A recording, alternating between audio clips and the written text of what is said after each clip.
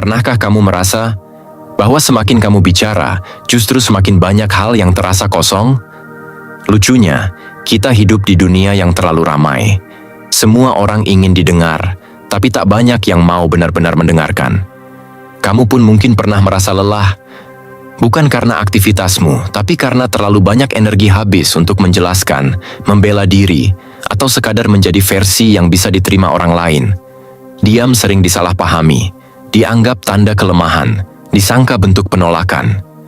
Padahal, dalam keheningan yang kamu pelihara, justru terkandung kekuatan paling utuh, yang tak tergantung validasi, tak gentar oleh opini. Pernah kamu bertanya pada diri sendiri, apa jadinya jika aku berhenti menjelaskan dan mulai mengamati? Dalam ajaran para Stoik, kebisuan bukanlah kekosongan. Ia adalah bentuk tertinggi dari kendali diri.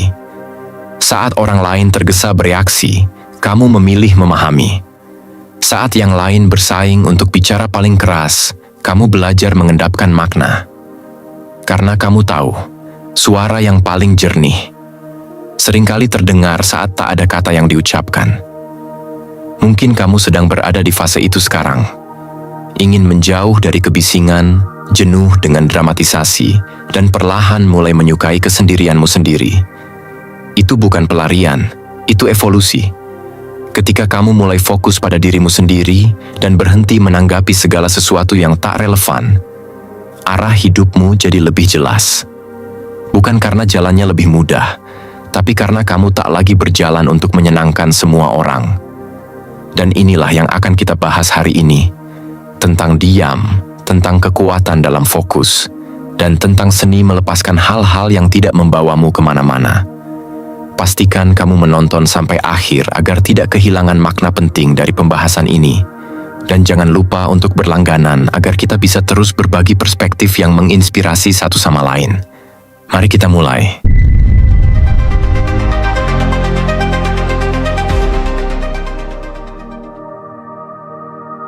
Poin pertama, pentingnya fokus pada diri sendiri. Kadang yang paling sulit bukan menenangkan dunia di luar, tapi memilih untuk tidak larut di dalamnya. Pernah nggak sih kamu merasa sibuk terus, tapi entah kenapa, kosong, seperti bergerak, tapi tak kemana. Sering kita terbawa arus, bukan karena kita setuju, tapi karena semua orang di sekitar kita melakukannya. Kita belajar menyenangkan orang lain lebih dulu sebelum memahami apa sebenarnya yang kita butuhkan. Tapi, kapan terakhir kali kamu benar-benar hadir untuk dirimu sendiri? Fokus pada diri sendiri seringkali disalahpahami, dibilang egois, dibilang menjauh. Tapi coba kita pikir pelan-pelan. Kalau kamu rusak di dalam, apa kamu benar-benar bisa membantu siapapun di luar? Kita tumbuh di lingkungan yang menyanjung gotong royong, tapi jarang diajarkan untuk mengenal batas antara memberi dan kehilangan diri. Filosof Epictetus pernah bilang, yang bisa kita kontrol hanya pikiran dan tindakan kita sendiri. Bukan reaksi orang lain, bukan komentar mereka, dan bukan juga ekspektasi yang kita sendiri tak pernah setujui, tapi diam-diam patuhi. Fokus pada diri sendiri, bukan berarti menutup telinga dari dunia. Justru, itu berarti membuka dialog yang selama ini kamu hindari dengan dirimu sendiri. Dan ternyata, secara ilmiah pun, ketika kita mengambil kembali kendali dari dalam, sistem saraf kita menjadi lebih stabil. Teori self-determination membuktikan, saat kita bergerak karena nilai pribadi, bukan karena tekanan atau pujian, otak merespon lebih sehat. Dopamin mengalir pelan, tapi stabil. Kita nggak lagi lapar validasi, kita kenyang karena tahu apa yang kita lakukan bermakna. Tapi ya jujur saja, nggak gampang, karena ini berarti kamu harus berani sepi. Berani berbeda, kadang berani dicap aneh, karena saat kamu mulai fokus ke dalam, kamu berhenti tampil untuk dinilai. Kamu nggak lagi membuktikan, kamu cuma menjalani. Dan itu bikin sebagian orang nggak nyaman. Tapi coba lihat dari sisi lain. Saat kamu benar-benar hadir untuk dirimu, kamu mulai tahu batas. Kamu tahu kapan cukup. Kamu tahu kenapa kamu bangun pagi dan untuk siapa kamu berjalan. Bukan karena dunia memanggil, tapi karena ada suara tenang dari dalam yang memandu. Di satu titik, kamu akan sadar bahwa energi paling mahal bukanlah waktu, tapi perhatianmu. Dan kamu bisa menghabiskannya untuk hal-hal yang tak mengubah hidupmu sama sekali. Atau mulai menanamnya dalam sesuatu yang tumbuh dari dalam dirimu sendiri. Kamu tahu, kadang kita nggak butuh lebih banyak masukan. Kita hanya butuh diam sejenak dan jujur, menyaring, memilah, memutuskan dengan sadar. Apa kamu masih menghabiskan hari demi ekspektasi orang lain? Atau, sudahkah kamu kembali memegang kompasmu sendiri? Bayangkan ini, kamu duduk di sebuah kedai kopi kecil, sendiri, di luar jalanan sibuk.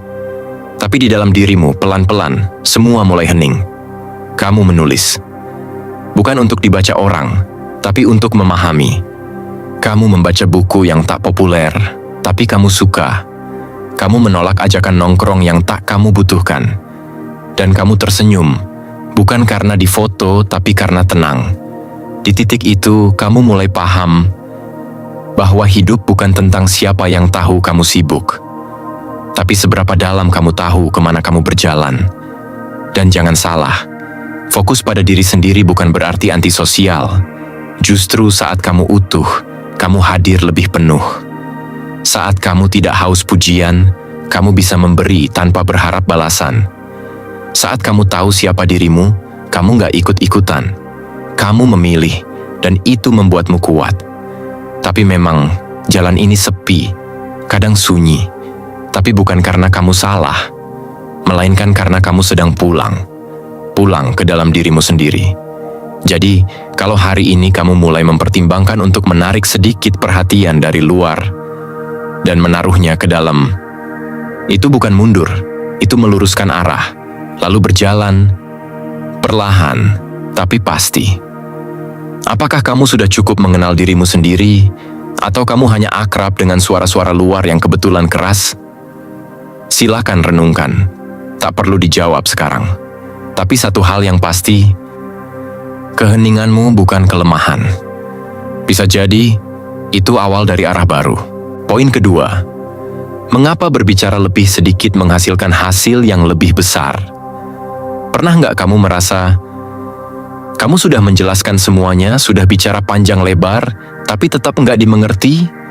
Atau malah disalahpahami? Kita hidup di zaman di mana semua orang ingin bicara. Semua ingin didengar. Tapi ironisnya, semakin banyak yang bicara, makin sedikit yang benar-benar nyambung. Lucunya, justru mereka yang bicara sedikit, yang memilih diam ketika bisa saja membalas, seringkali paling dihormati. Kenapa bisa begitu? Jawabannya sederhana. Karena tidak semua suara butuh disuarakan. Ada hal-hal yang justru kehilangan kekuatannya saat terlalu sering disebut. Kita sering lupa bahwa kata itu energi.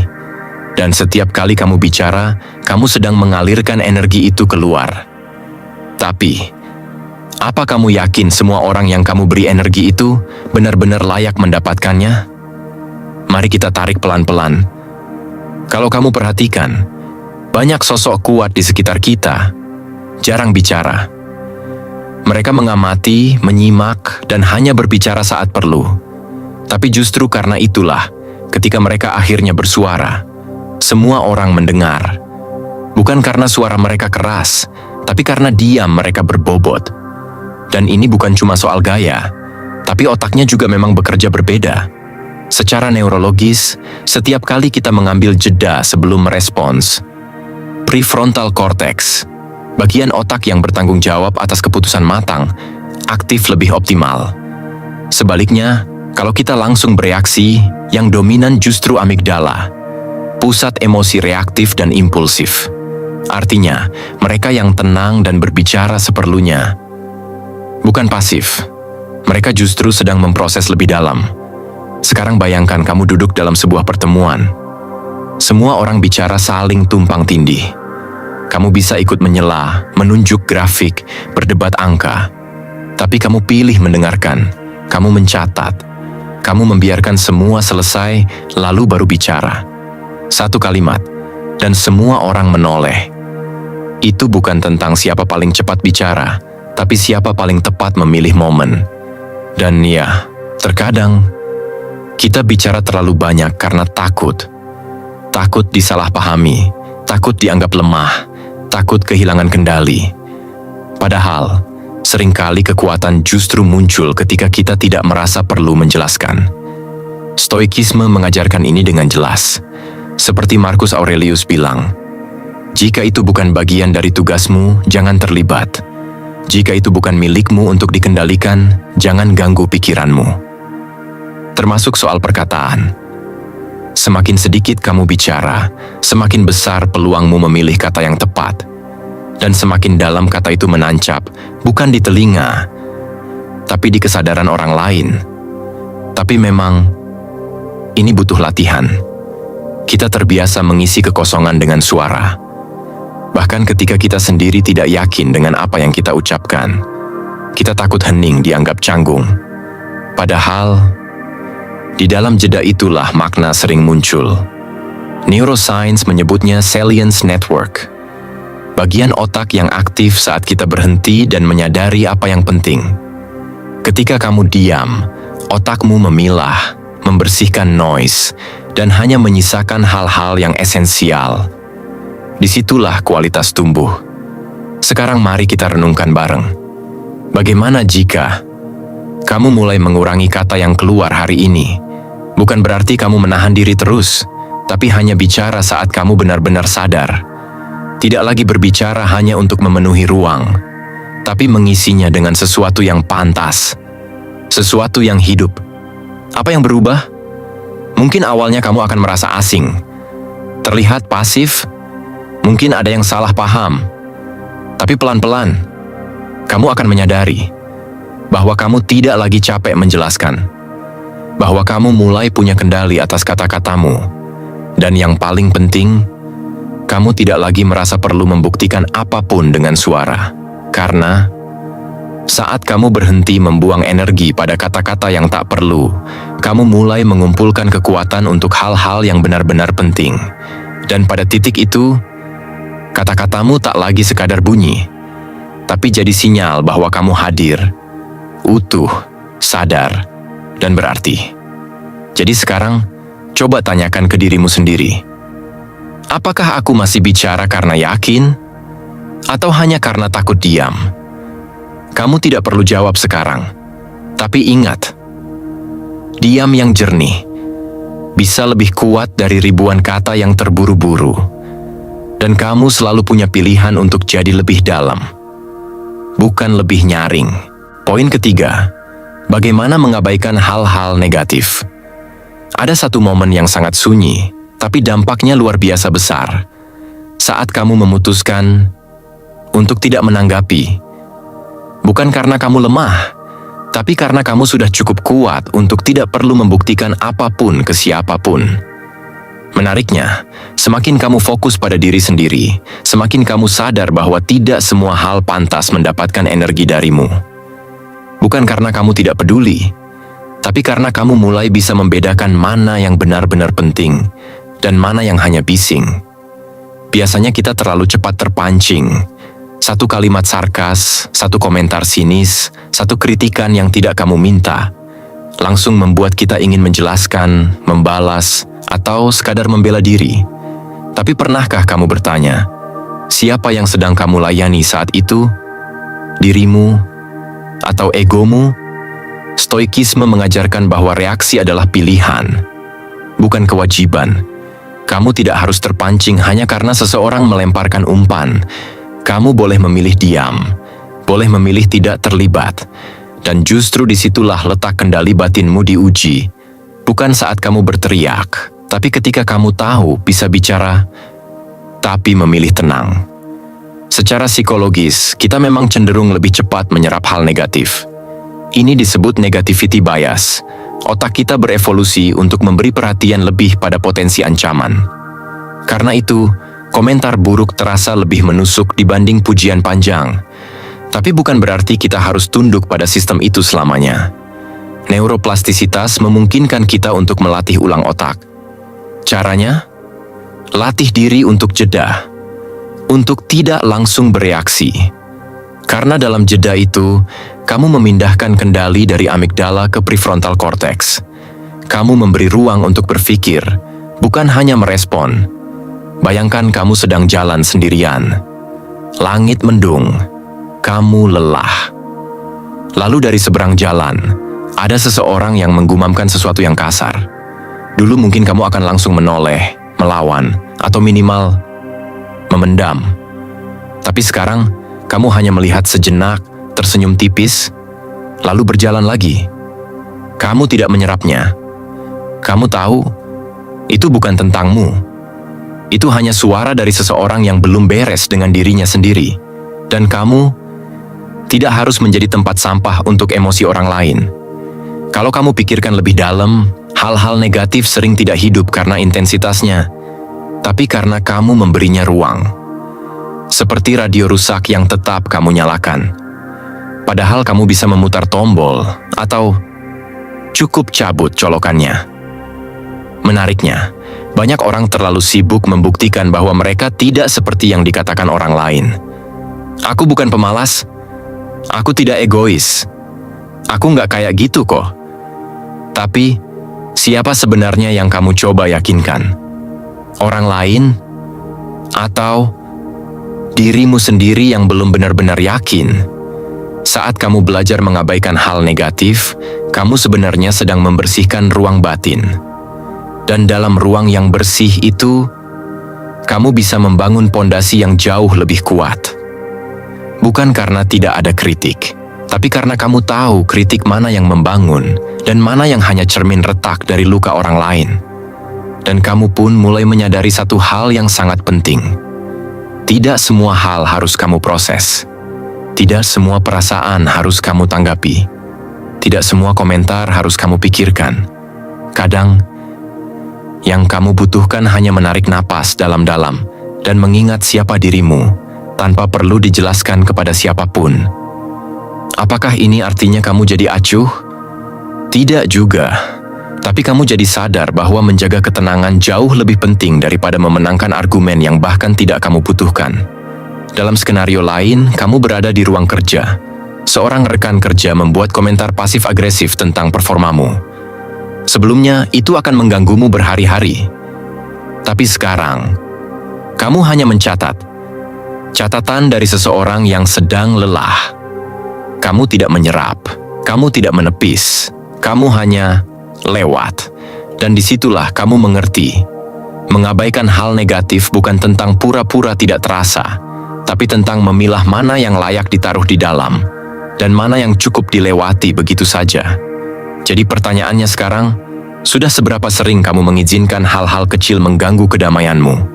Dan apa yang akan berubah jika hari ini kamu memutuskan, aku tidak akan membawa ini pulang ke dalam? Bukan karena kamu tidak merasa, tapi karena kamu sudah belajar mana yang pantas diberi ruang dan mana yang cukup dibiarkan diam. Poin keempat, kekuatan dari disiplin dan konsistensi. Ada satu hal yang tak pernah terlihat megah di permukaan, tapi diam-diam membentuk segalanya. Disiplin. Bukan disiplin yang keras dan memaksa, tapi disiplin yang lembut, yang setia datang setiap hari. Bahkan saat kamu sedang tidak ingin, yang tetap muncul tanpa suara saat dunia sibuk memuja hal-hal yang gemerlap dan cepat. Pernahkah kamu memperhatikan orang-orang yang tampak tenang, produktif, dan terasa terarah? Mereka bukan selalu paling berbakat, bukan selalu paling beruntung, tapi mereka punya satu pola yang konsisten, hadir lagi dan lagi dalam hal-hal kecil, dalam proses yang terlihat membosankan, dalam kebiasaan yang bagi sebagian orang terasa sepele, tapi justru disitulah ruang paling kuat terbentuk. Karena otak manusia, berdasarkan riset neurologi, bekerja berdasarkan pengulangan. Jalur saraf yang ditempuh berulang akan menguat, otomatis, dan menjadi bagian dari sistem diri. Disiplin dalam konteks ini bukan paksaan, tapi investasi.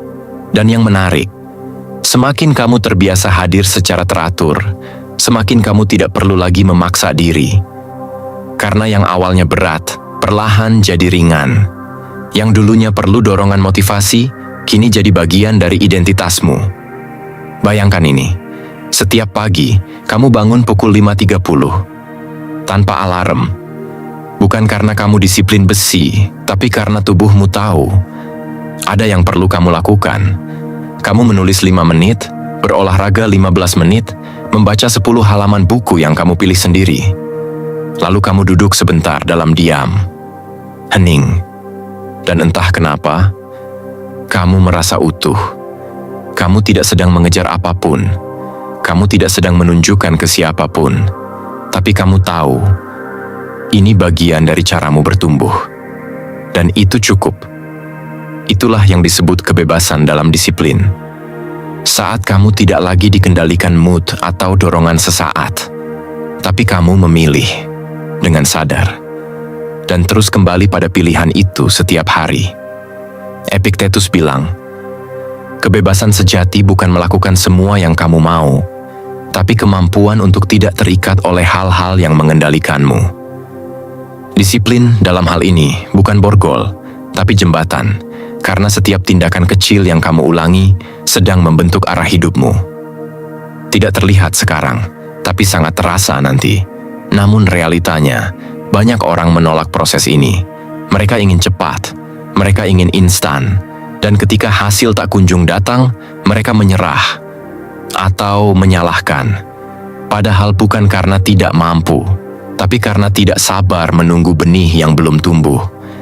Padahal, seperti dijelaskan riset Habit Formation, butuh antara 21 sampai 70 hari untuk membentuk satu kebiasaan sederhana jadi otomatis. Itu bukan sihir, itu biologi.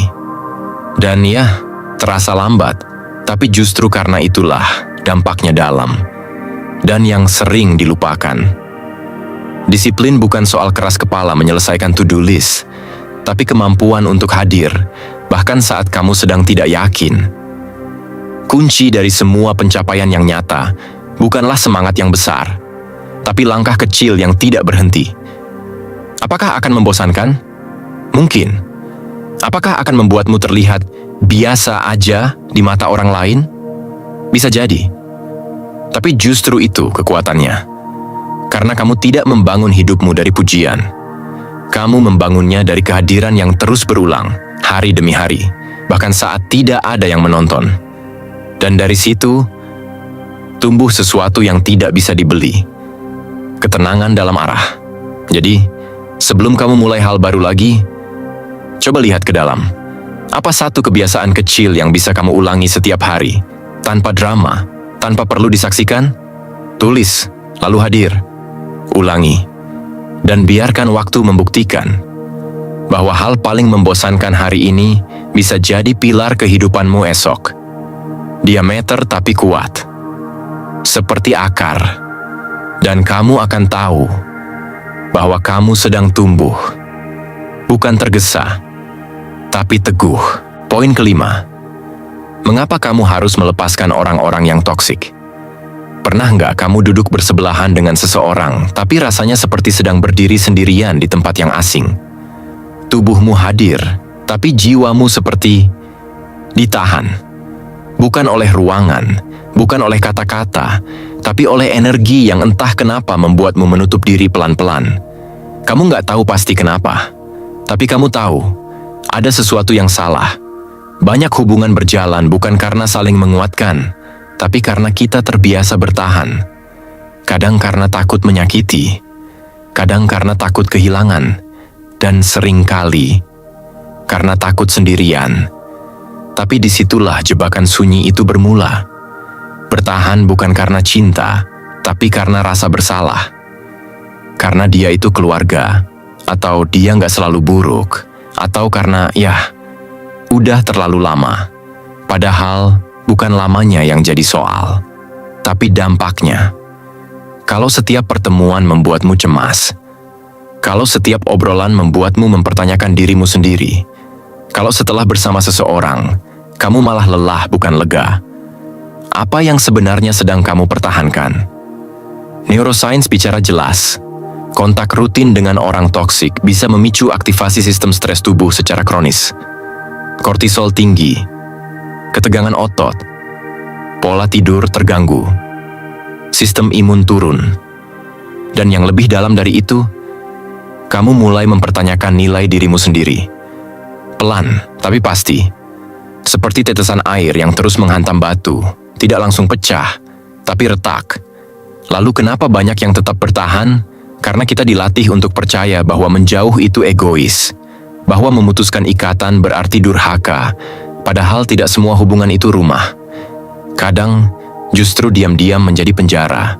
Dan ironisnya, semakin kamu mencintai dirimu sendiri, semakin kamu akan dianggap berubah oleh orang-orang yang dulunya terbiasa melihatmu merendahkan dirimu demi mereka. Mereka akan bilang kamu keras, kamu berubah, padahal kamu sedang pulang ke dirimu sendiri. Stoikisme punya satu prinsip kuat. Jika sesuatu mengganggu kedamaian batinmu secara terus-menerus, mungkin bukan kamu yang terlalu sensitif, tapi lingkunganmu yang terlalu invasif. Mari bayangkan, kamu duduk di bangku taman, angin lembut menyentuh kulitmu. Tidak ada suara bising, tidak ada tekanan sosial, tidak ada kalimat penuh sindiran. Hanya kamu dan dirimu sendiri. Dan di momen itu, kamu sadar, ternyata kamu nggak butuh siapapun untuk merasa utuh. Kamu hanya butuh aman dalam batinmu sendiri. Kamu tidak harus memutus semua hubungan, tapi kamu bisa memilih sejauh apa seseorang boleh mendekat. Kamu bisa bilang, aku tetap sayang, tapi aku harus menjaga jarakku. Kamu bisa hadir tanpa harus hancur. Karena ada perbedaan besar antara sabar dan mengorbankan diri. Ada perbedaan antara memaafkan dan terus membiarkan racun yang sama masuk ke dalam hidupmu hanya karena dulu pernah ada kebaikan kecil. Dan satu hal yang jarang disadari, tubuh tidak bisa dibohongi. Kamu bisa tersenyum, kamu bisa tertawa, kamu bisa bilang, aku baik-baik saja. Tapi napasmu tahu, tidurmu tahu, jantungmu tahu. Kalau mereka saja bisa mendeteksi sesuatu yang nggak beres, kenapa kamu masih menunggu bukti lain? Banyak yang bilang, tapi dia punya sisi baik. Tentu, semua orang punya, tapi pertanyaannya, seberapa besar kebaikannya dibanding efek buruknya padamu? Karena kadang, yang membuat luka itu bukan karena dia jahat, tapi karena kamu terus berharap dia akan berubah, padahal dia tidak punya niat ke sana. Berhenti berharap dari orang yang tidak pernah benar-benar melihatmu. Jangan terus bertahan hanya karena takut dituduh pergi. Karena kadang, kepergianmu bukan bentuk pengkhianatan, tapi bentuk cinta yang lebih besar kepada dirimu sendiri. Dan saat kamu benar-benar berani melangkah menjauh, kamu akan lihat sesuatu yang selama ini tertutup kabut, tenang. Satu bentuk tenang yang hanya datang saat kamu memilih untuk tidak lagi menyakiti dirimu sendiri, demi menjaga hubungan yang bahkan tidak lagi hidup. Kamu tidak egois, kamu sedang bertumbuh. Dan dalam pertumbuhan itu, kadang, yang perlu kamu lepaskan bukan orang lain, tapi versi dirimu yang terbiasa menahan rasa sakit dengan alasan yang tidak lagi masuk akal. Maka lepaskan. Dengan tenang, tanpa dendam, tanpa drama, dan lihat bagaimana batinmu mulai bernafas lagi. Perlahan, tapi utuh. Poin ke-6, bagaimana kebiasaan kecil menciptakan kesuksesan. Bayangkan ini, kamu duduk sendirian di sudut ruangan. Tak ada sorakan, tak ada pujian.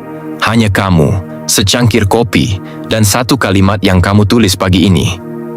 Bukan kalimat panjang, bukan paragraf luar biasa. Hanya satu kalimat, tapi kamu menulisnya setiap hari. Dan entah kenapa, lama-lama kamu merasa lebih jernih, lebih kuat, lebih mengenal dirimu sendiri. Itu bukan sulap, itu konsistensi. Banyak orang masih berpikir kalau kesuksesan datang dari satu ledakan besar, ide jenius, peluang emas, atau keberuntungan luar biasa. Tapi kenyataannya, hampir semua hal besar dalam hidup dibangun dari hal-hal kecil yang diulang. Berkali-kali, tanpa suara, tanpa penonton. Neuroplastisitas dalam otak bekerja lewat pengulangan.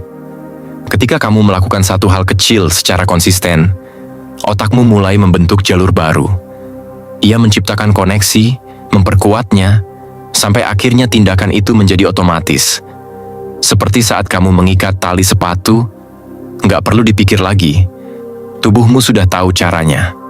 Nah, sekarang bayangkan, kalau hal kecil itu adalah membaca 5 menit tiap pagi. Menulis satu kalimat setiap malam. Atau sekadar mengatur tempat tidurmu dengan rapi saat bangun. Terlalu sederhana? Mungkin.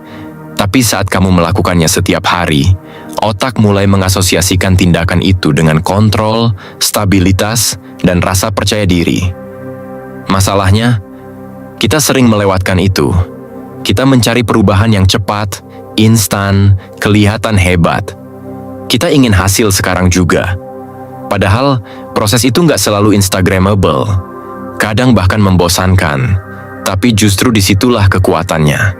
Satu kebiasaan kecil yang diulang bisa jadi jangkar emosi, bisa jadi sumber kestabilan ketika hal lain dalam hidupmu sedang tidak stabil. Dan ini bukan sekadar teori. Studi B.J. Fogg dan James Clear sudah membuktikan, micro habits jauh lebih efektif karena tidak mengaktifkan resistensi otak. Mereka terasa ringan, tidak mengancam, tapi tetap menciptakan efek psikologis yang stabil. Dan yang menarik, ketika kamu mulai berhasil menjaga satu kebiasaan kecil, kamu mulai percaya bahwa kamu bisa menjaga yang lain. Ini disebut identity-based habit. Bukan cuma tentang apa yang kamu lakukan, tapi siapa yang kamu rasa kamu sedang menjadi. Kamu bukan hanya orang yang menulis satu kalimat. Kamu mulai merasa, aku penulis. Bukan cuma yang bangun pagi, tapi aku orang yang disiplin. Bukan sekadar membaca 5 menit, tapi aku pembelajar.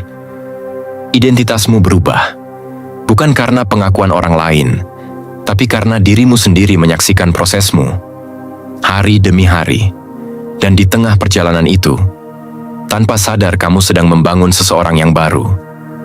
Bukan berarti semua akan lancar. Akan ada hari kamu lupa, hari kamu tidak semangat, hari kamu berpikir, apa gunanya semua ini? Tapi disitulah kuncinya. Tidak berhenti total. Tidak harus sempurna. Cukup kembali lagi. Satu langkah saja. Sekecil apapun. Karena sebenarnya bukan kecepatan yang penting, tapi arah. Kita sering menyalahkan diri karena gagal konsisten. Tapi sebenarnya bukan karena kita lemah. Kita hanya belum membuatnya cukup sederhana. Otak tidak suka hal yang berat. Makanya prinsipnya 2 menit. Kaitkan dengan kebiasaan yang sudah ada. Dan beri diri sendiri apresiasi kecil. Bukan untuk memanjakan diri, tapi untuk mengirim pesan ke otak. Ini penting, ini berarti. Teruskan. Sama seperti air yang menetes di atas batu. Bukan karena derasnya ia bisa melubangi, tapi karena ia tidak berhenti. Maka ketika kamu mulai dari hal kecil, jangan remehkan. Karena saat kamu berjalan cukup jauh, kamu akan sadar. Kamu bukan lagi orang yang sama seperti saat memulai. Pertanyaannya sekarang bukan, sudah seberapa jauh kamu, tapi apa yang kamu ulang hari ini? Karena disitulah hidupmu dibentuk. Bukan di dalam momen besar, tapi dalam pilihan kecil yang kamu ulang diam-diam setiap hari saat tak ada yang menonton. Poin ke-7, merangkul kesendirian untuk pertumbuhan diri. Kadang, pertumbuhan tidak berbunyi apa-apa, tidak menimbulkan suara, tidak minta tepuk tangan. Ia hanya terasa di dalam. Mungkin kamu pernah merasakannya. Duduk sendiri di kamar, jendela sedikit terbuka, cahaya sore masuk pelan. Tidak ada yang terjadi, tapi justru di situ, kamu merasa benar-benar hadir. Anehnya, banyak yang takut dengan momen seperti itu. Takut dengan ruang kosong. Takut dengan hening. Takut sendiri. Karena dalam sepi tidak ada yang bisa disalahkan. Tidak ada gangguan untuk dikejar. Hanya ada kamu. Dan isi kepalamu. Dan itu seringkali lebih bising dari keramaian manapun. Tapi justru di sanalah, Dalam sunyi yang menelanjangi pikiran, kamu mulai mengenal siapa dirimu. Bukan dari apa yang kamu tunjukkan ke dunia, tapi dari apa yang tetap tinggal saat semuanya diam. Di titik ini, banyak yang salah paham. Mereka pikir kesendirian itu tanda gagal bersosial, tanda kamu aneh, atau terlalu tertutup. Tapi nyatanya, kesendirian yang dipilih secara sadar adalah ruang yang sangat pribadi untuk menyusun kembali apa yang berantakan. Studi neuroscience menunjukkan saat kamu sendiri, otak masuk ke default mode network. Bagian yang bertugas mencerna identitas, menyusun ingatan, memproses intuisi. Itulah mengapa banyak solusi justru muncul saat kamu tidak berusaha keras mencarinya. Saat kamu berjalan sendiri atau menatap langit sore, tiba-tiba jawabannya muncul begitu saja. Kita sering salah kaprah, mengira produktif itu berarti sibuk terus. Padahal, ada produktivitas dalam diam, ada kerja dalam keheningan, dan kerja itu terjadi di dalam. Lalu kenapa kita takut? Karena kesendirian membuat kita berhadapan langsung dengan pikiran-pikiran yang biasanya kita hindari. Ia membuatmu mendengar suara batin yang selama ini tertutup bising dunia. Dan kalau kamu belum terbiasa, suara itu bisa terasa menekan. Tapi, semakin kamu berani mendengarkannya, semakin kamu menemukan sesuatu yang jujur. Tentang apa yang benar-benar penting. Tentang luka yang belum sembuh. Tentang harapan yang belum padam. Tentang bagian dirimu yang kamu abaikan terlalu lama. Beberapa orang menyebut ini sebagai bentuk doa paling jujur. Karena ia tidak membutuhkan kata, hanya kehadiran penuh. Seolah kamu dan semesta sedang bicara diam-diam, dalam bahasa yang tidak perlu dijelaskan. Sisi spiritualitas dalam kesendirian ini juga didukung banyak tradisi. Dari stoikisme, zen, hingga kontemplasi dalam agama-agama besar, semua sepakat. Kesendirian bukan kehilangan, tapi kembali. Kembali pada nilai, kembali pada kedalaman, kembali pada pusat diri. Bukan berarti kamu harus menjadi penyendiri. Bukan juga tentang menarik diri dari dunia. Ini tentang tahu kapan harus hadir untuk orang lain, dan kapan harus hadir untuk dirimu sendiri. Dan anehnya, justru saat kamu bisa hadir utuh dalam kesendirian, kamu akan jadi lebih utuh saat bersama orang lain. Kamu tidak datang untuk mengisi kekosongan, tapi untuk berbagi keutuhan. Dan itu terasa. Energi seseorang yang sudah berdamai dengan sunyi. Terasa tenang, tidak meledak-ledak, tapi kokoh. Sekarang coba pikirkan, apa yang akan berubah jika kamu memberi dirimu sendiri ruang 1 jam tiap hari? Tanpa ponsel, tanpa distraksi. Hanya kamu dan pikiranmu. Mungkin awalnya canggung, tapi pelan-pelan, kamu akan mulai melihat sesuatu. Dan bukan tidak mungkin, dalam diam itu, kamu mendengar sesuatu yang selama ini kamu cari di luar. Jawaban kecil, suara batin, atau mungkin petunjuk arah baru. Bukan dari luar, tapi dari dalam. Pertanyaannya sekarang, apakah kamu cukup berani untuk diam dan mendengarkannya? Karena bisa jadi, hidupmu tidak butuh banyak tambahan. Hanya perlu satu hal yang selama ini kamu tunda. Kesendirian. Yang jujur. Yang tenang. Yang tumbuh. Poin ke-8, kata penutup. Ambil alih kendali atas hidupmu. Coba bayangkan begini. Kamu berdiri di tengah jalan panjang yang bercabang. Tidak ada penunjuk arah. Tidak ada kerumunan yang bisa kamu ikuti. Hanya kamu dan pilihan yang harus kamu buat sendiri. Dan untuk pertama kalinya, kamu sadar, tidak memilih pun adalah sebuah pilihan. Banyak orang menunggu waktu yang tepat, menunggu petunjuk dari luar, menunggu validasi, konfirmasi, sinyal, restu. Seolah hidup adalah panggung, dan mereka harus mendapat giliran dipanggil untuk mulai bergerak. Padahal hidup bukan soal menunggu giliran, tapi soal berani maju. Meski belum ada panggilan, kamu tahu rasanya. Ketika kamu terlalu lama menyerahkan kendali pada situasi, pada orang lain, pada opini, pada ekspektasi, pada kenangan yang seharusnya sudah kamu lepaskan. Dan sekarang, kamu sampai di titik ini.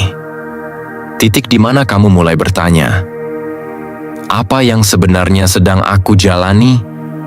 Pertanyaan itu tidak datang karena kamu lemah, tapi karena kamu mulai sadar, sudah terlalu lama kamu berjalan dalam cerita orang lain. Dalam versi hidup yang ditulis oleh orang yang bahkan mungkin tidak tahu apa isi hatimu. Filsafat Stoikisme sejak dulu menekankan satu hal. Hal-hal yang bisa kamu kontrol itu sangat sedikit. Tapi justru karena itu, mereka sangat berarti. Dan satu hal paling penting yang selalu ada di bawah kendalimu adalah dirimu sendiri, pikiranmu, pilihanmu, responmu. Sayangnya, kita tumbuh dalam budaya yang cenderung memuliakan keterikatan. Kita diajarkan untuk patuh pada arah luar sebelum mendengarkan suara dalam. Maka wajar kalau mengambil alih hidup sendiri sering dipandang aneh, bahkan dianggap egois.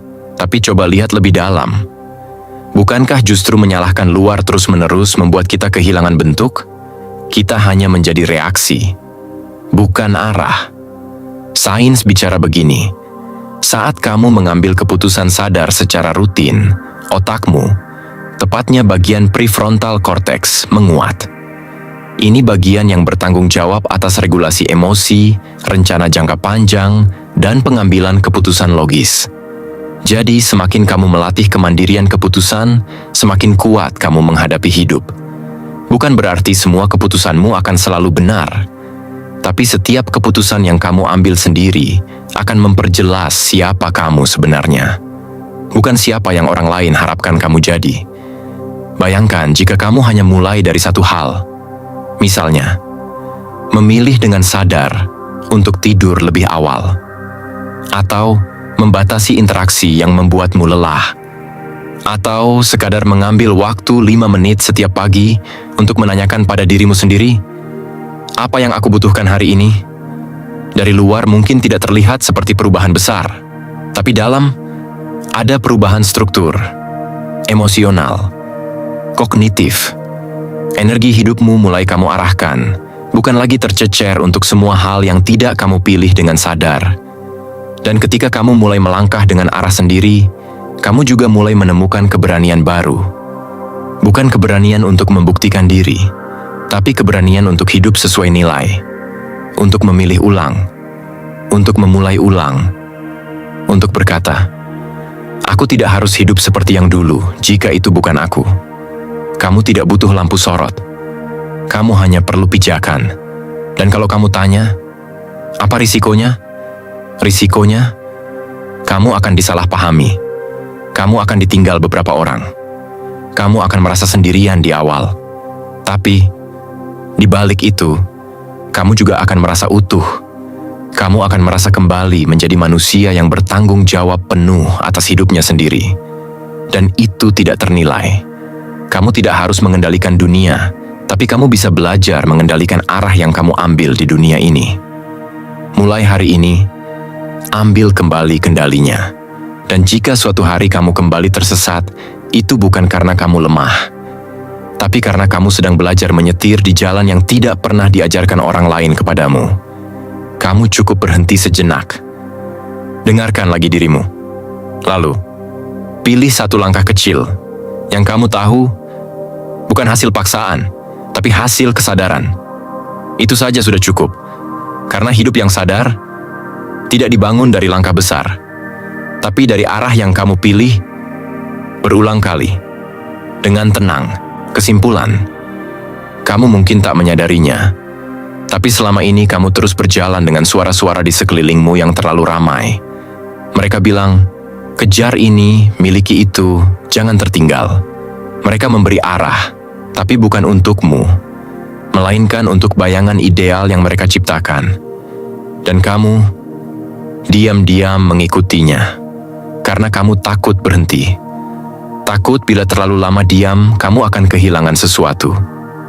Tapi coba kita putar ulang sedikit. Apa yang benar-benar kamu hilangkan saat berhenti bicara? Apa yang benar-benar rusak saat kamu mengambil jeda dari hiruk-pikuk dunia? Ternyata, tidak banyak. Yang hancur hanya kebisingan palsu yang selama ini menutupi dirimu sendiri. Dan di balik diam itu, ada ruang. Ruang untuk berpikir, untuk merasa, untuk memilih dengan sadar. Selama pembahasan tadi, kita berjalan pelan-pelan, tidak terburu-buru. Kita mengupas satu persatu. Bagaimana fokus pada diri sendiri bisa menguatkan kamu. Bagaimana diam justru memberi ruang untuk melihat lebih jelas. Kita bahas tentang membatasi reaksi, membebaskan diri dari toksisitas sosial, dan bagaimana kebiasaan kecil membentuk fondasi kesuksesan. Sampai akhirnya, kamu mulai memahami sesuatu yang lebih dalam, bahwa arah hidupmu bukan ditentukan oleh dunia luar, tapi oleh sejauh mana kamu mengenali dan memegang kendali atas dirimu sendiri. Dan semua itu dimulai dari keberanian untuk duduk diam. Kita sering mengira ketenangan batin adalah tujuan akhir. Padahal tidak, ketenangan hanyalah kondisi dasar, agar kamu bisa kembali mendengar sesuatu yang selama ini nyaris tenggelam. Suaramu sendiri. Bukan suara yang kamu bentuk untuk memenuhi ekspektasi, tapi suara yang muncul dalam keheningan, yang jujur, yang kadang getir, tapi selalu benar. Dalam dunia yang menuntut kita untuk cepat, menonjol, dan selalu terhubung. Diam bukanlah kelemahan. Justru itu bukti bahwa kamu tidak perlu berlomba untuk tahu siapa dirimu. Studi tentang neuroplastisitas menunjukkan bahwa kesadaran reflektif bisa mengubah sambungan saraf, memperkuat prefrontal cortex, bahkan membantu kita memproses intuisi dan keputusan dengan lebih jernih. Itulah mengapa mereka yang rutin mengambil waktu untuk diam dan refleksi, bukan hanya lebih tenang, mereka juga lebih tajam, lebih stabil, dan lebih kuat saat menghadapi hidup. Tapi ya, ini bukan jalan yang ramai, karena diam itu sepi. Dan dalam sepi, kamu akan mulai menghadapi dirimu sendiri. Tanpa naskah, tanpa panggung, kamu akan mulai melihat luka-luka kecil yang dulu kamu lewati. Kekecewaan yang belum kamu urai. Keinginan yang kamu pendam. Pertanyaan yang kamu hindari. Tapi jangan takut, karena semua itu bukan hal yang harus dihindari. Mereka adalah pintu yang selama ini tertutup karena terlalu banyak suara di luar. Saat kamu membuka pintu itu, kamu juga mulai mengenal siapa dirimu tanpa semua topeng, tanpa semua label, tanpa perlu membuktikan apapun. Dan kalau kamu tanya, kemana arah hidup yang terarah itu membawa? Jawabannya bisa sangat berbeda untuk tiap orang, tapi ada satu ciri yang hampir selalu hadir. Ketika hidupmu mulai terasa ringan, bukan karena tidak ada beban, tapi karena kamu tahu semua beban yang kamu bawa adalah pilihanmu sendiri. Kamu tidak lagi memikul harapan orang lain, tidak lagi dikendalikan oleh opini, tidak lagi mengulang pola yang tidak kamu sadari.